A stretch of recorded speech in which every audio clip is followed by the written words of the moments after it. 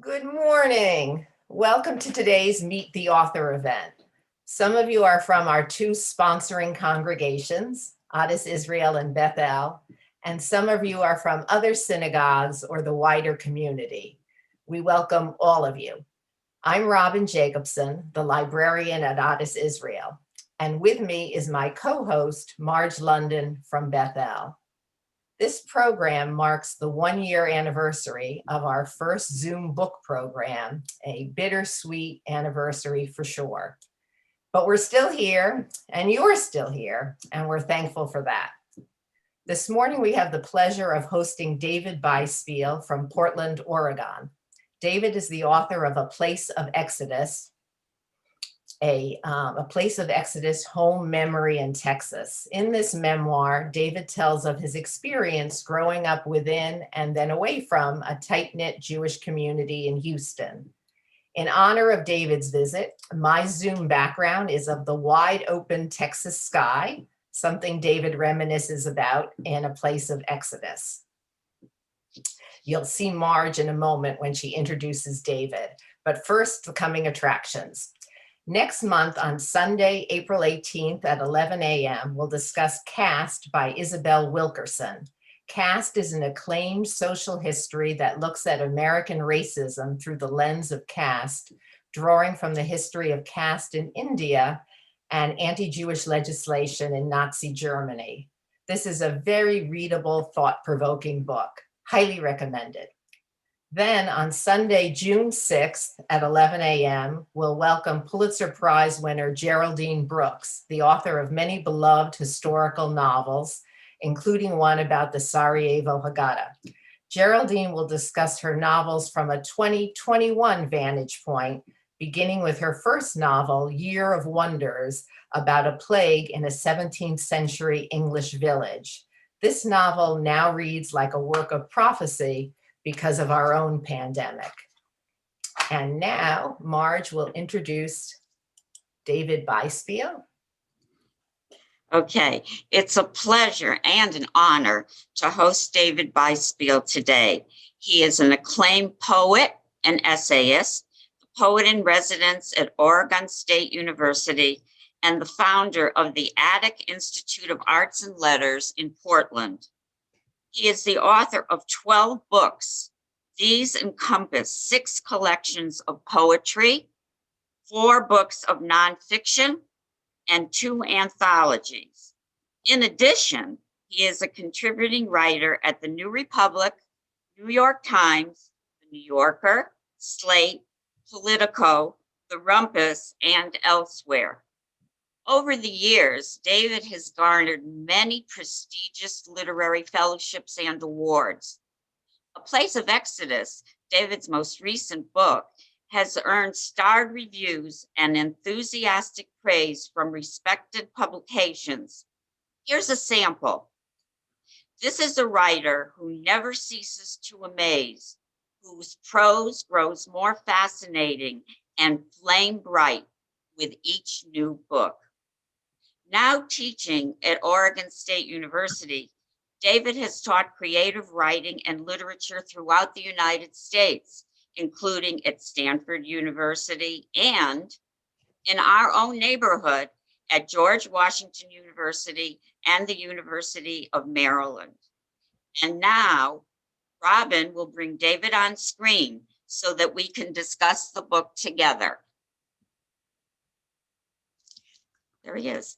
So David, Thanks. we're so happy to have you visit us from Portland, and we appreciate that it's early in the morning where you are. So thanks for joining us. Thank you so much. Okay, many of the people here have not had the pleasure yet of reading your book. So can you give us a brief overview and then read the opening passage? Yeah, thank you all for having me. It's great to see you this morning in Washington. And I've been looking forward to this a lot. The book, A Place of Exodus, tells a couple of stories. One is about my upbringing in a section of the city known as Meyerland, which was sort of the Jewish neighborhood, integrated Jewish neighborhood in Houston, in Southwest Houston. It talks about that neighborhood and how it became the Jewish neighborhood of Houston. And to give you a sense of the size of it, think of the mall downtown and where the Capitol building is. And where the Capitol building is, would be like a synagogue that had 3,000 families, the largest conservative congregation in North America. And then if the mall were the bio, then you would follow the bio down to about the, I guess the Lincoln Memorial, maybe somewhere between the Washington and Lincoln Memorial. And there would be a Reform Temple, Beth Israel, which is the oldest congregation in Texas history. And then across the street from the that temple was a Jewish community center, about the size of the stadium that the Nationals play in. A gigantic Jewish community center with several swimming pools and basketball courts and et cetera. And then my family grew up almost dead red in the center of that community in many, many ways, both literally and figuratively. So it tells the story of growing up there and something of the crisis of my upbringing, which was a conflict I came into with the rabbi of that large congregation, who was my rabbi from the time I was little. That's the one story. The other story it tells is about my departure from Texas for some 40 years and return to that neighborhood to sort of reassess what happened there and what it feels like, and to meditate on the subjects of home and memory. And so that's the sort of counterpoint of the book. And for people that are interested in, who have left a place, for instance, and still retain it as where they're from, I think the book has a lot to say about that subject. That's what the book is about. Do you want to read? You want to read your beginning? Yeah. Thank you. I forgot about that part. So this is the opening pages of the book. The book's divided into two parts. The first part is called The Hard Hours, H-A-R-D, and the second part is called In the Valley of the Ghosts. And the first chapter of The Hard Hours is called Rubbed and Worn. I never told anyone this, but for a time, I thought I would be a rabbi when I grew up. Not that I thought about it every day, but especially during my teenage years, by which time it was already too late. Not what you'd think of when you imagine the mystique of a deep down Texas childhood with the cattle and pump jacks and muggy vastness, pine pollen and red dirt, farm to market roads stitching together lonesome towns that get hotter after the sun sets, evangelical radio, Friday night football, Lone Star flags flying over all the gas stations, 80,000 miles of freeways and billboards, boots and belts and 10-gallon hats. But I don't know how else to describe it. Chanting Hebrew prayers inside the magnetism of Texas lore was my open range of obligation, my 254 counties of faith, my book of third and long. Dots and dashes slashing across the sea door were my hominy and grits, my leaves of trees budding in February, my hot bowls of chili, my Davy Crockett at the Alamo. The silky ink of Genesis and Exodus stained the flat drawl in my mouth, more gentility than twang, so that I felt paltry and sensuous, the verses cutting into the violent weather of my imagination with their multitudes, curved tropes skittering across the pages like a two-step, a deliberate memento and admonition of how human beings behave. Since my first religious experiences were passed through blood, nothing went amiss.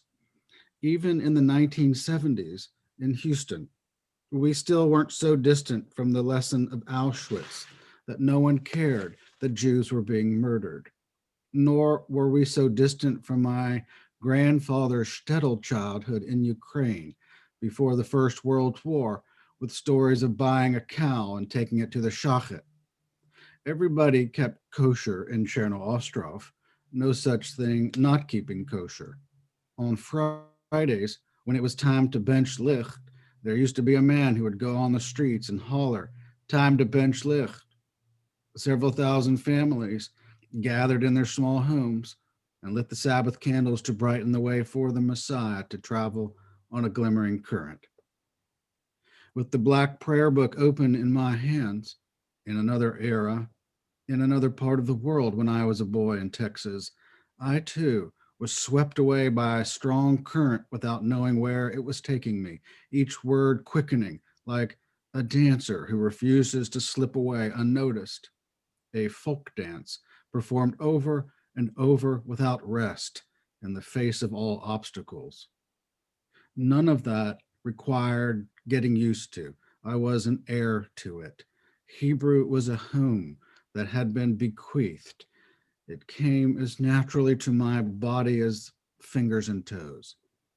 It would have been weird not to be Jewish where I lived in Texas, or to hear someone announce he was renouncing Judaism, quitting Judaism, with no intention to practice Judaism in the future.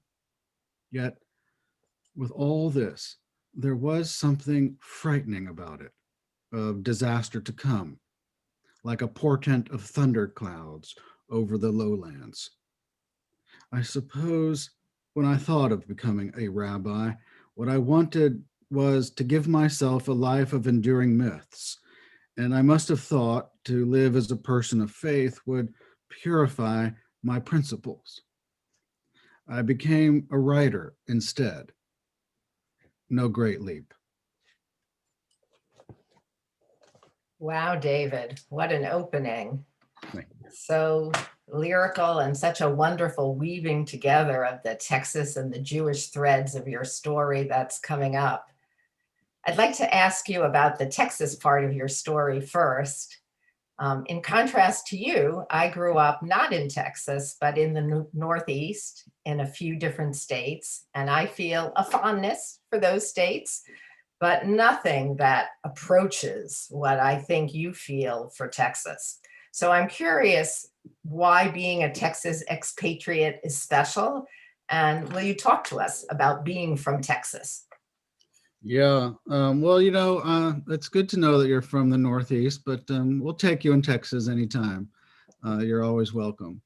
Um, it's a great question, and it's at the heart of the book, really, what Texas means to me. When I left Texas, I wasn't sure what I was, really. I was renouncing a great deal of my upbringing, and then I realized this fact that I'm from Texas. That's what I am. And I've held to that fact ever since. To be from Texas is to be something of a celebrity out in the world. Um, if you're not, if you're not willing to boast that you're from Texas, are you truly a Texan, is what I'm saying. And I put another way, if a person from Texas, if a person's from Texas, they'll tell you they're from Texas. And if they're not from Texas, why embarrass them by asking is kind of my feeling about it.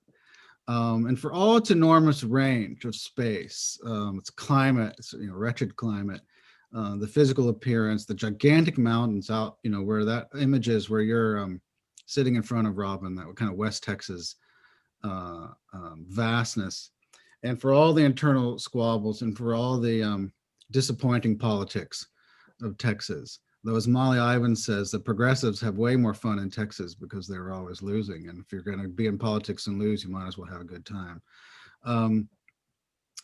Texas has a kind of tight cohesiveness about it, about its own mystique. And the idea of a mystique, to me, I talk about this in the book, that both the Texans and Jews have an interest in their own myth, So from rich parts of Texas and poor parts of Texas, Panhandle Texas, Gulf side Texas, city country, town hamlet, Texas is the obsession of Texans. It's the proper study of Texans. It's the as John Steinbeck says, it's the passionate possession of all Texans. And so, I wouldn't say I'm a professional Texan, but I am comfortable in my expatriatism of Texas. I still keep track of what's going on in the ledge, what we call the ledge, the Texas legislature, and I keep track of the weather. And I have a sense of all the things Texas that I care about the most. I would say it's the sky. It's gigantic. It's not gigantic in the way Montana's sky is gigantic, although parts of Texas does have that effect on you. It's that Texas is so flat, and where I lived in Houston, so flat and strip mold, that the sky is the landscape. It's the skyscape, and it's always in motion because of in East Texas, because of the winds off the Gulf. And that's, when I close my eyes and think of, a place to be, if that place isn't Venice, it's usually Texas. Picking up on what you said about the Texas skyscape, I'm remembering that you painted the cover of your book. Good. It looks like you have the painting nearby. Maybe you would show it to us. I do. Can you see it? You asked me to find it. I was behind the couch there. So can you see it, Robin? I can't tell. It'd be better if you could hold it up to the screen. It's not very big. How's that? I can't Yeah. see myself. Perfect. So when I was working on thinking about book jacket with the publisher, I was hunting around for images that represented the vastness, the Exodus part.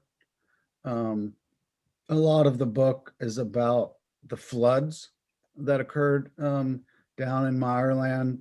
Meyerland suffered 3 500-year floods in 3 years, including Hurricane Harvey, which dumped something like 50 inches of water in 12 hours over the city. And so I was looking for something that maybe conveyed some of that, and finding all sorts of things which did not convey any of that were interesting.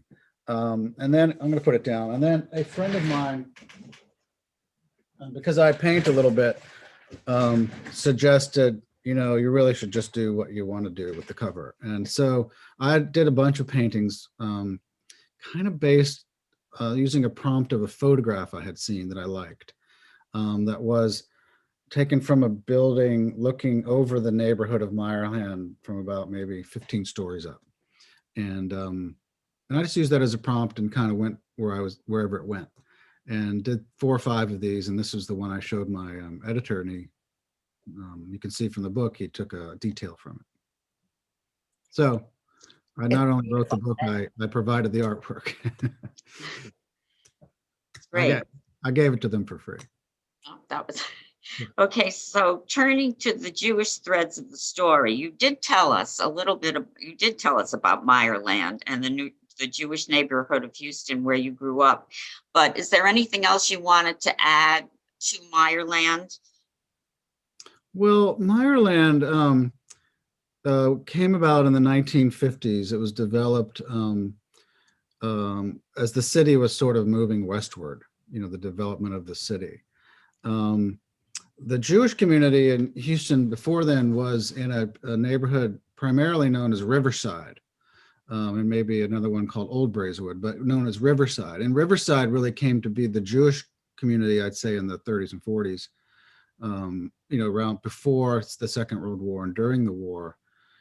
Beautiful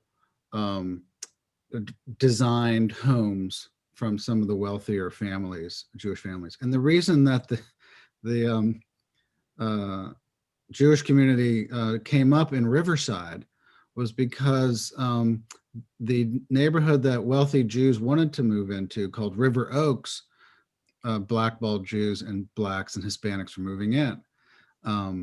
So they began building in Riverside, which is just over the bayou there, and it became known as the Jewish River Oaks.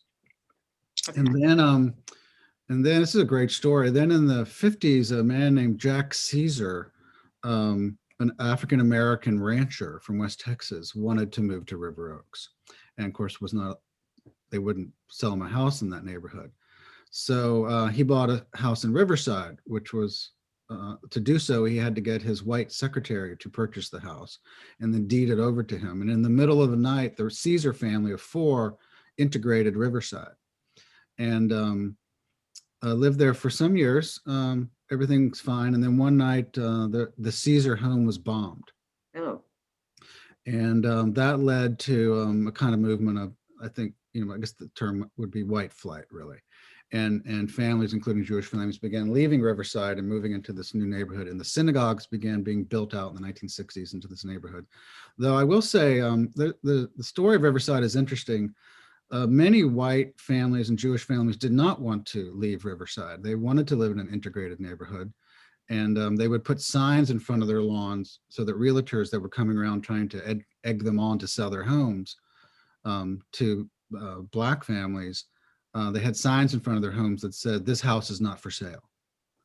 And for a long time, Riverside was pretty integrated. And then eventually it became kind of, for the African-American community, what it had been to the Jewish community, a place of middle-class life in Houston and part of the sort of segregated. In that era was very segregated. And that's how the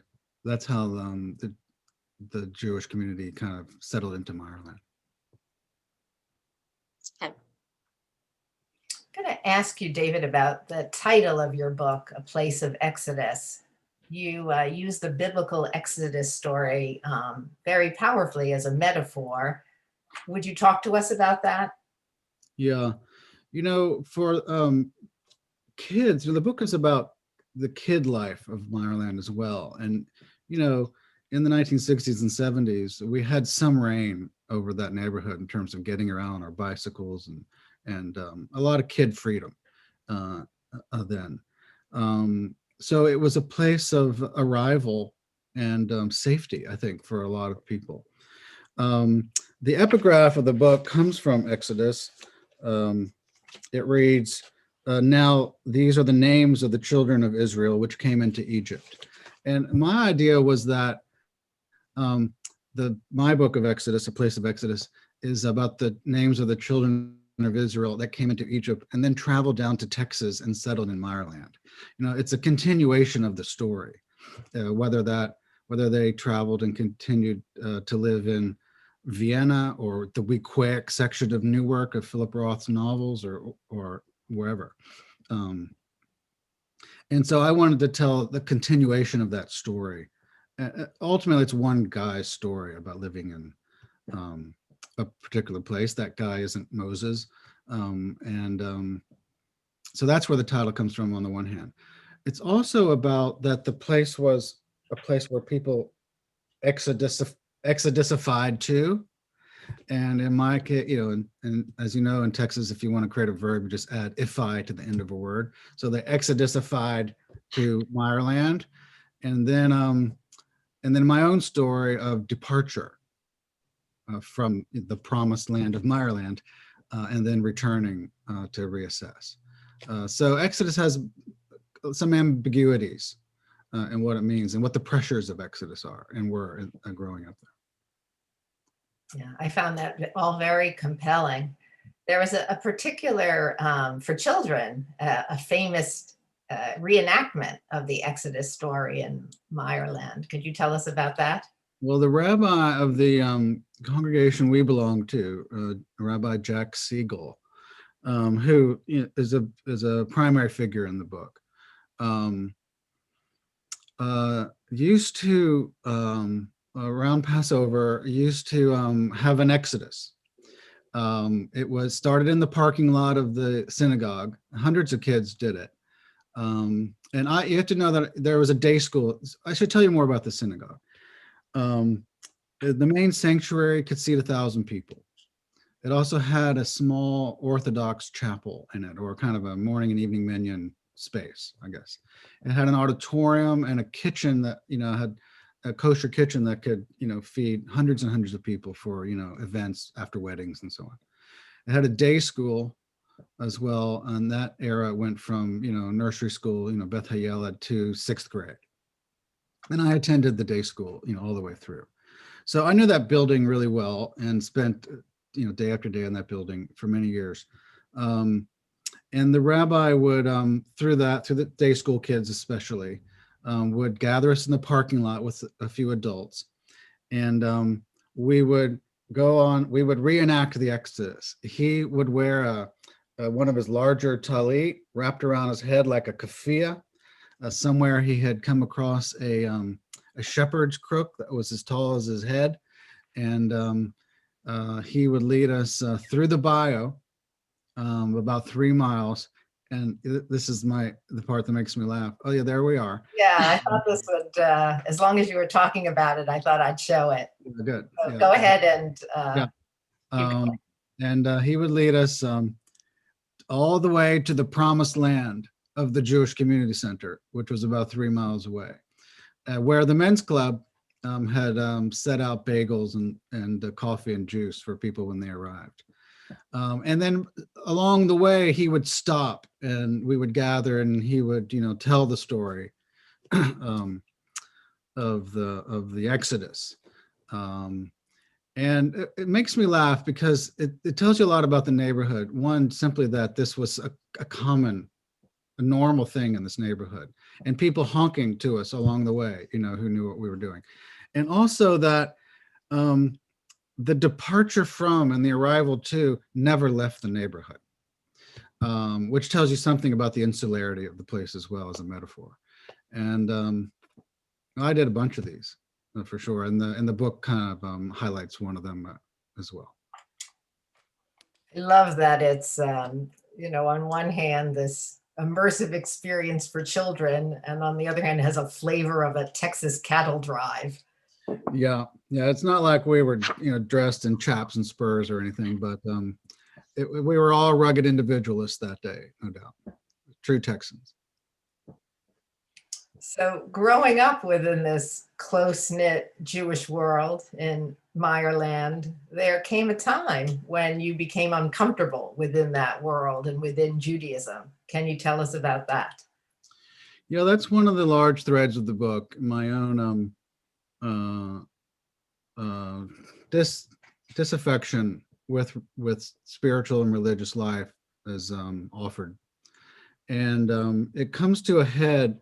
The rabbi and I were somewhat close. I wouldn't say I was a protege of his. He wasn't that close to kids in that way. But I was in his presence a lot, and we knew each other, and we had conversations. And he was mentor. He wanted to mentor, I guess, as best he could. And but over time, his personality, his impatience, his competitiveness, I guess I would say, as I portray in the book, and my own self-questioning about what I thought faith meant or what my interest in faith was, which was lessening, and also my own disposition, kind of querulous with him, in a place in which we were really trained to ask questions. All the training was about questioning the answer to the question you'd asked before. But there were a few questions you couldn't ask. And one of them was, what's the point? And so he and I, over a few interactions over the years, began to, bridle with each other until one day during class, this was when I was in high school, he asked a question. I didn't really want to answer him. He kind of pulled the answer out of me. He didn't like the answer. And then it was if two people finally found themselves on one bridge. And we sort of went after each other in a way, not physically, until he had had enough and he kicked me out. And I hadn't been back in that building until later, until I worked on the book, some 40 years later. And I would say too that was, one crisis. But I actually was very interested in being separate. And I write about that too, what that was like to be on my own, to leave Texas, to, at one point in my life, I lived in 9 states in 8 years, so just sort of not quite on the lam, but on the lam from a life. And that's what the book is a study of, what that was like.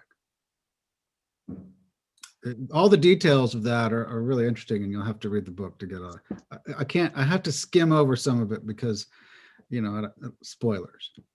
And we're going to put in the link to buy the book again, right at this point. Yeah.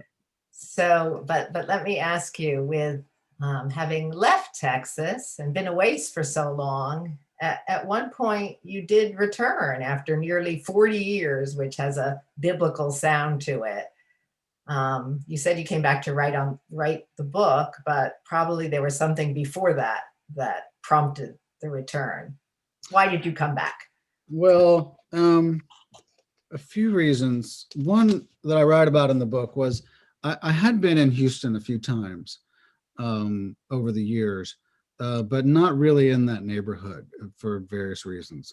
And but I went back a few years before I started the book, and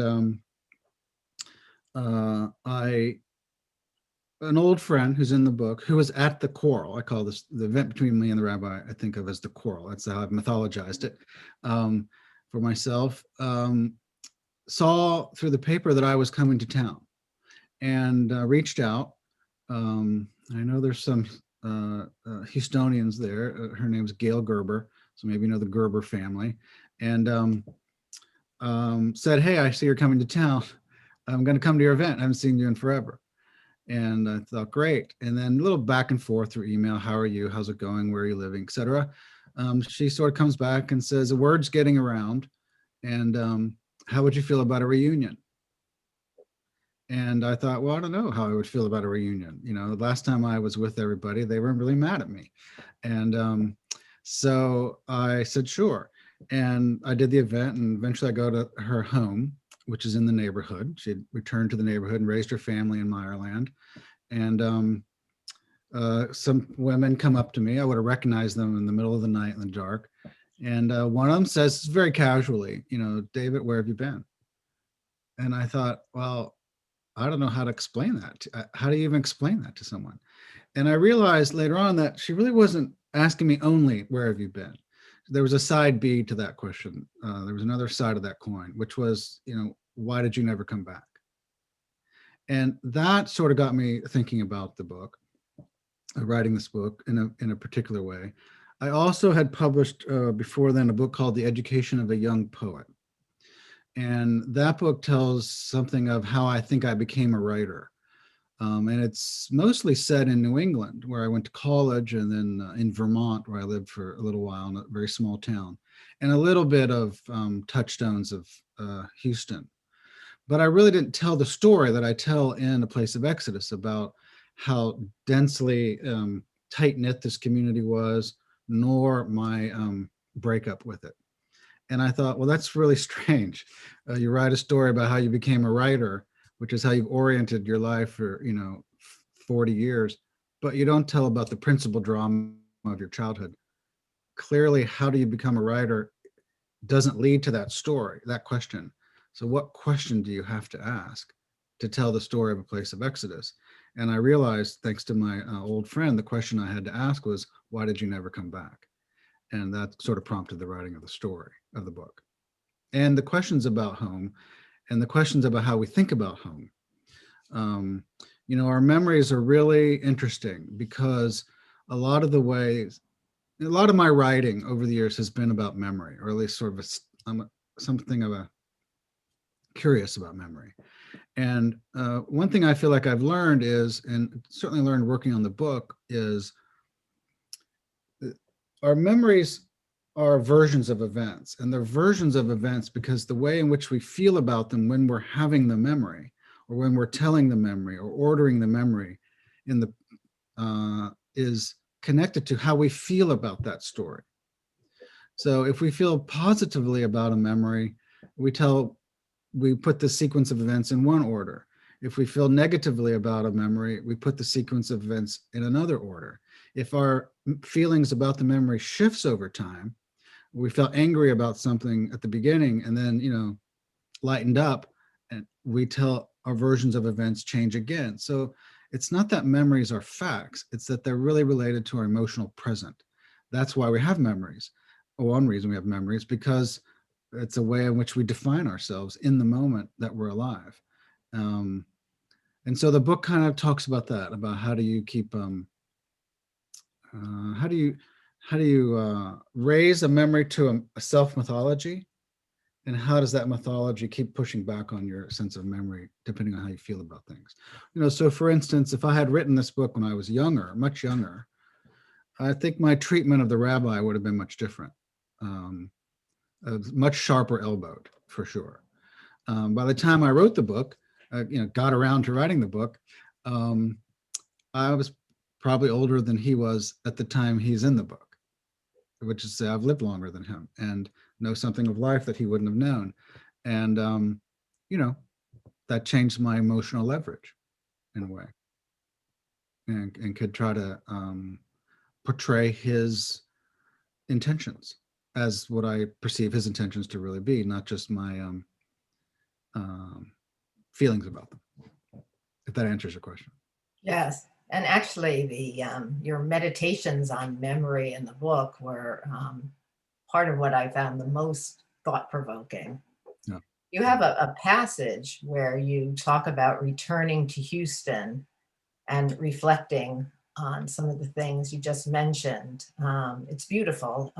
Would you mind reading it? It begins at page 120, and then we have you skip a little bit and end at 121.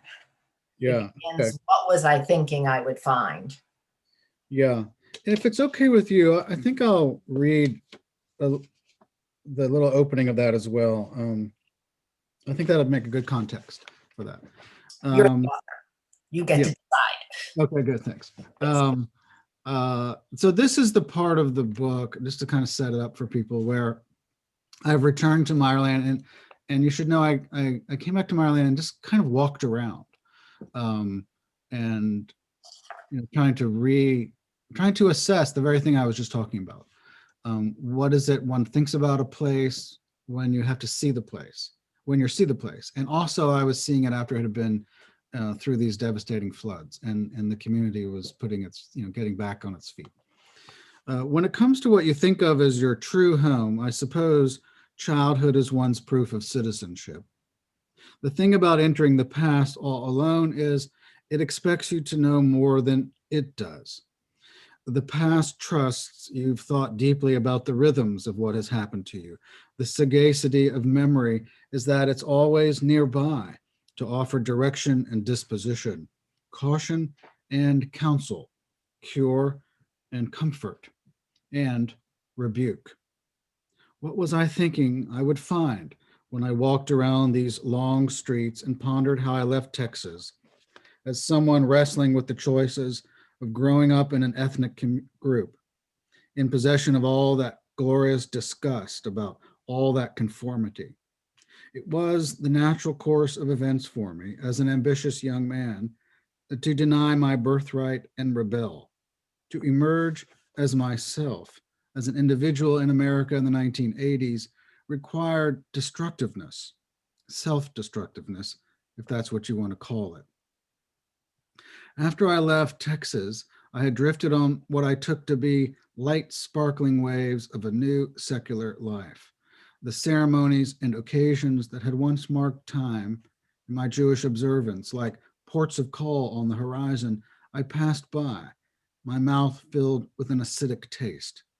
It didn't take much work to forget that this autumn month brought the high holidays, or that spring month brought Passover, and I hadn't noticed at all, or that each Friday night, by not tending it, I violated the Sabbath. Early on, after I set out from Texas, I determined to make myself solitary.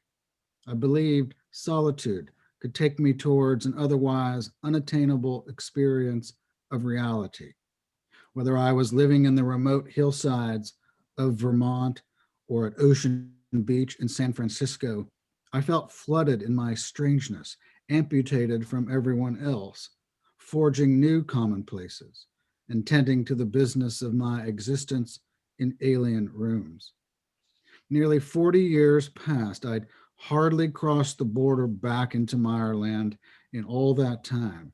What's more, had hardly wanted to, because I always saw myself as feeling endangered by the insularity of my upbringing, the people, the heritage, and the cause, seeking a new kind of American grist, volunteering for displacement like an insurgent.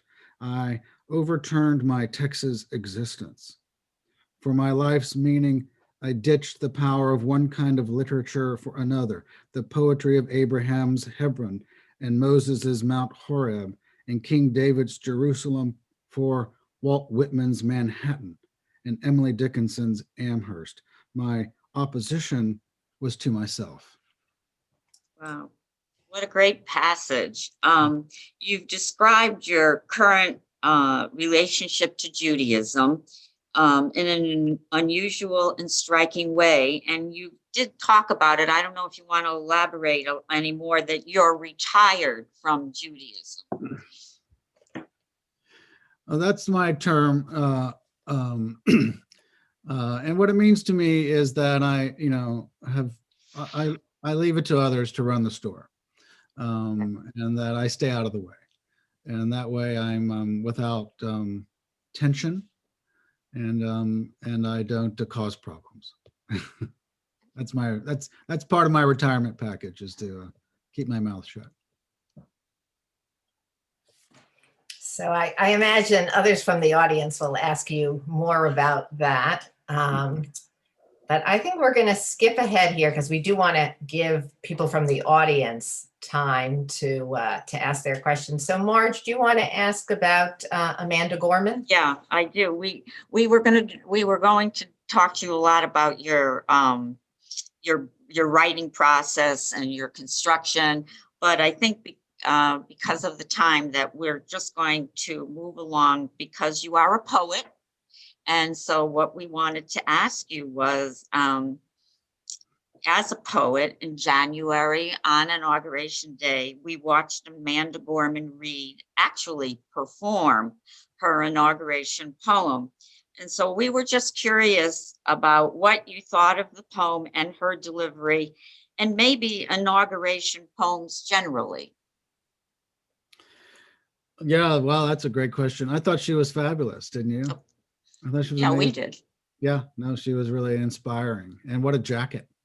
She was great, and and the subject of her poem about that, Americans are equal, the equality without compassion, was not something she was interested in. That we were equal and compassionate.